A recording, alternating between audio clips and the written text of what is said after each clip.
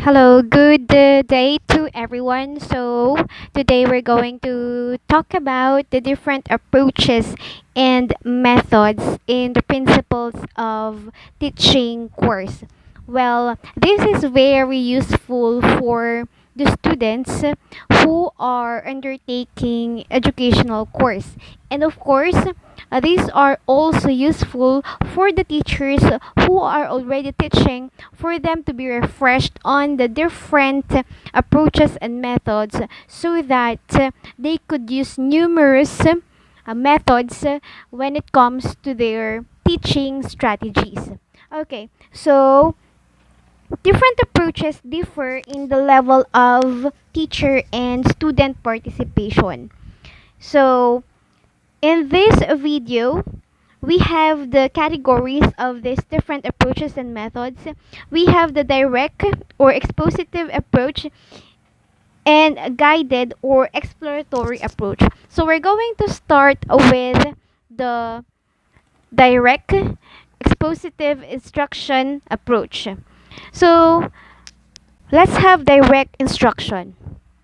Direct instruction is a way of teaching which is aimed at helping students acquire some basic skills and procedural knowledge. So it is described as straightforward and is done in a step-by-step manner. So it's like it's applicable to teaching a certain kind of skill that is expected to have a certain product. Most of the time, this is applicable for TLE teachers since they teach cooking and the like. Alright, and then we have another method under this approach, deductive method. So, deductive method is a teacher dominated method. It begins with the abstract rule, generalization, principle, and ends with specific examples and concrete details. So, in this kind of method, the student has the least opportunity to discover on the topic because the teacher is giving the concepts straightforward. Okay, and then we have the opposite to that one, but also under direct approach, we have inductive method. So, inductive method is less teacher directed. It begins with specific details, concrete date, and examples, and ends with an abstract generalization rule or principle. So, the students are going to discover on what the teacher is talking about. So, for example, the teacher is going to give a lot of errors concerning with subject verb agreement rules. And then later on, the students are going to identify the title of the lesson.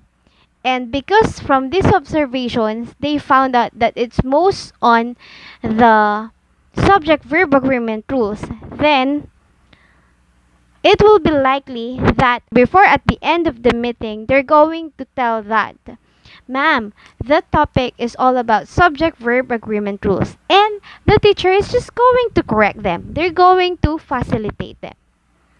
Okay, and then we have another one, demonstration method.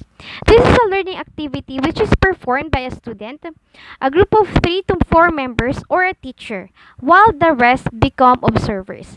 So this is more applicable to science. Okay, there. And then we have the another approach. We have the guided or exploratory approach.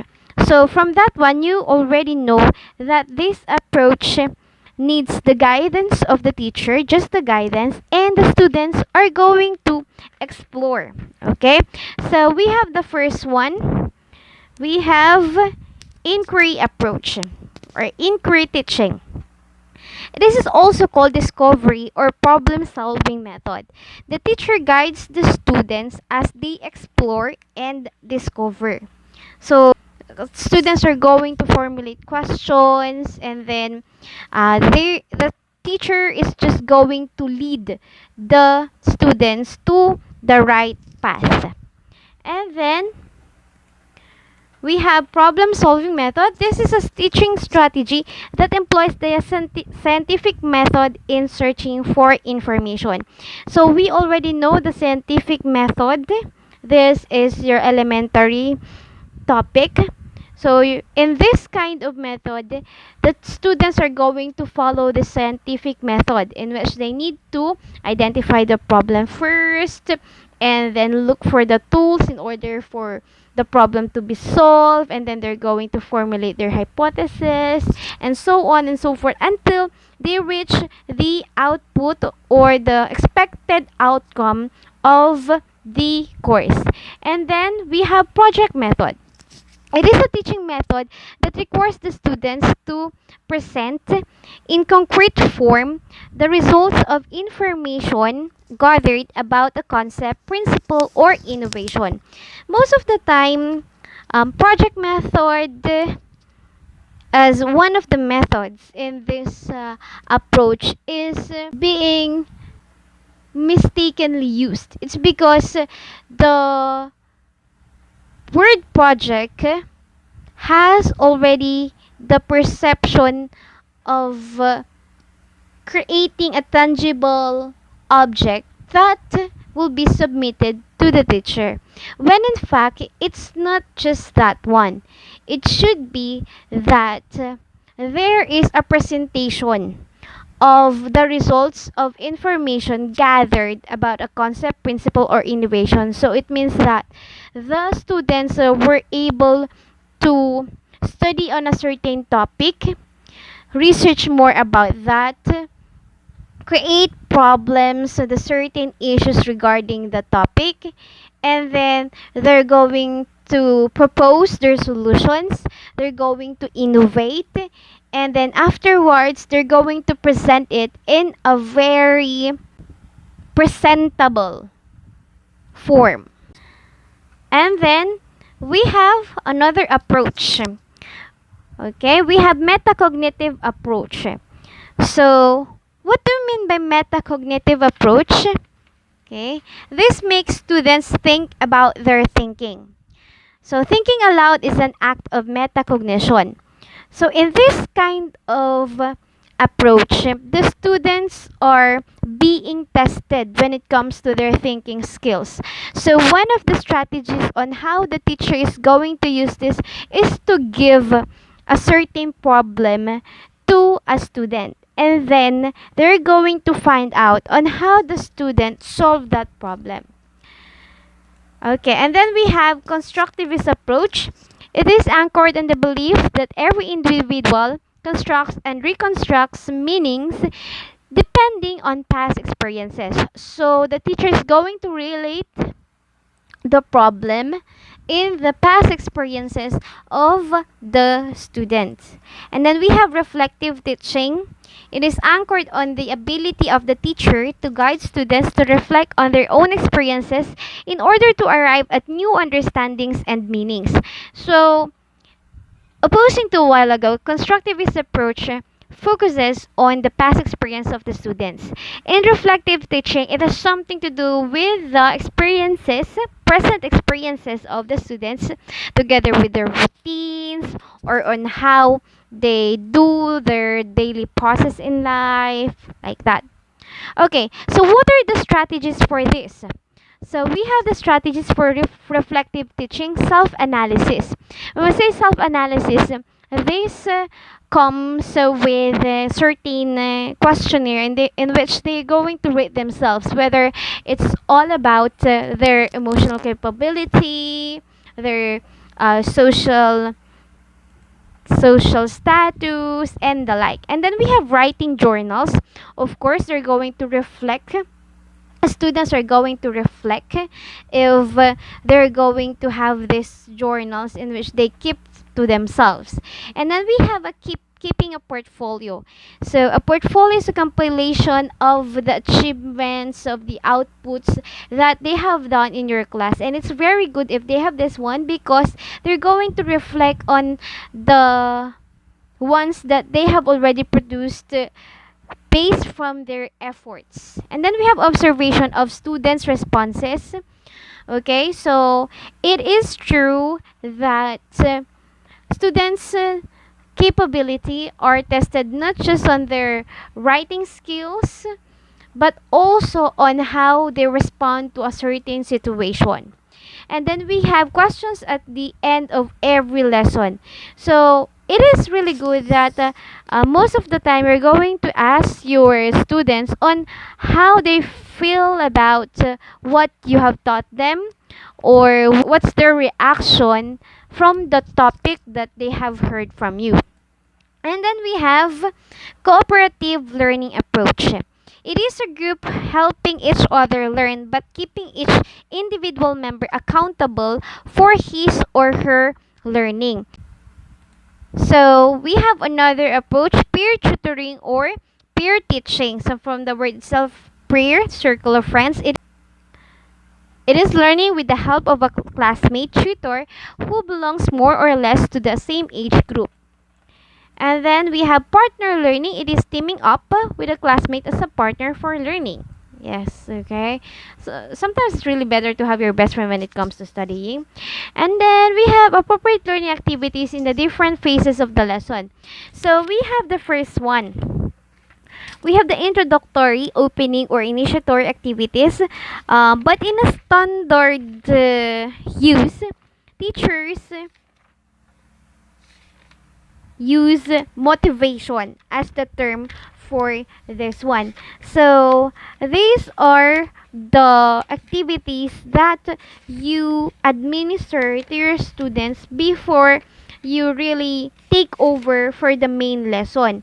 It's for them to be excited under your subject. So we have some examples here, video clip, and then we have games, simulations, puzzles, brain teasers. Of course, for the introductory, opening, or initiatory activities, you're not going to miss out the introducing of the topic based from the creative activity that you have given to your students. So, there, development activities. What are those? Of course, you have your skills that you could teach them in order for them to have an in-depth understanding of your lesson. So for data gathering, they could have the interview, they have the reading, they could have the experiment, the panel discussion, and the like. And then we have another skill under this one. We have organizing and summarizing. So this is how they are going to learn more from your lesson. So you teach them that kind of skill. And then we have for application and creative activities. Okay, so application is the part in which the students are going to apply the principles, theories, and concepts that they have learned from you. So what are those activities that you could give to them? So we have solving real world problems. Yes, it's good if you're going to let them have their performances, their authentic projects, portfolios, PowerPoint presentations, like this. And then, we have for your concluding activities. This is a part in which you're going to wrap up. You're going to have a somewhat final summary of your topic. So, what are the activities you have here? Finish and review. Okay, review the KWL chart. Okay, so KWL means know, what to know, and learn. Okay, and then you have here passport to live, in which each student writes down one thing she has learned and shares it with class before leaving. But it's really not ideal for a lot of students.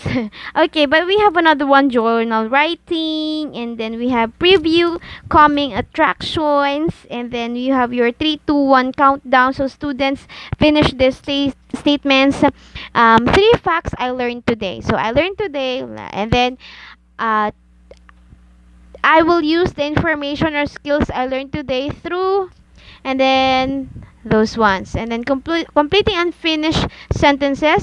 From this lesson I learned that. Okay, there. Alright, so that's it for the different approaches and methods. Next time, we're going to have strategies of teaching, and I might be able to give you a link on my teaching resources for me to help you, especially on these hard times. Thank you for listening. Please subscribe and share. Stay safe. Bye.